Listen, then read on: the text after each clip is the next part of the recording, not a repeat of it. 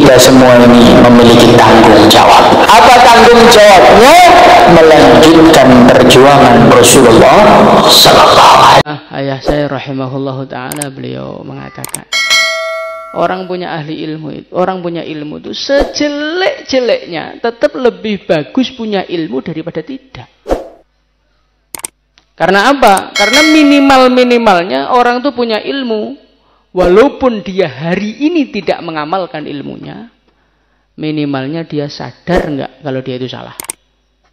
Sadar kan? Ya contoh kayak teman-teman daurah, teman-teman tahassus, ini kan ilmunya sudah banyak. Sholatnya di kamar terus, ngaji terlambat, ya kan? Masuk kelas sesukanya mereka. Mereka sadar nggak kalau itu salah? Sadar. Lah sadar kalau itu salah itu merupakan tahap pertama untuk perbaikan. Tahap pertama, kadang-kadang ya tahapnya nggak maju-maju juga. Tahap itu terus. Tapi itu tahap pertama. Orang merasa salah itu tahap pertama untuk menjadi benar. Dan untuk merasa salah harus tahu ilmunya kalau dia itu salah.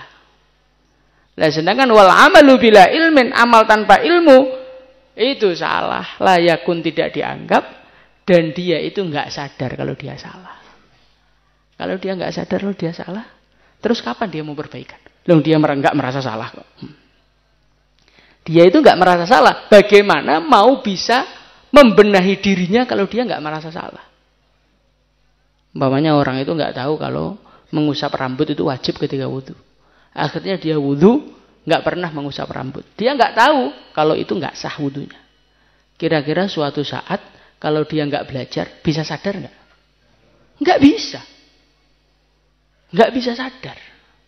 Maka disinilah pentingnya ilmu. Walaupun ilmu itu kalau tidak diamalkan, resikonya, ancamannya nanti di akhirat ususnya keluar muter-muter di neraka dan lain sebagainya.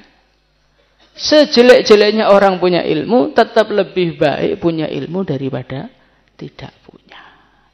Maka jangan pernah meremehkan ilmu. Beliau itu memarahi ahli ilmu itu karena ahli ilmu itu banyak yang tidak amal. Tapi kalau Anda sendiri nggak punya ilmu, ya perlu dimarahi biar mau ngaji gitu.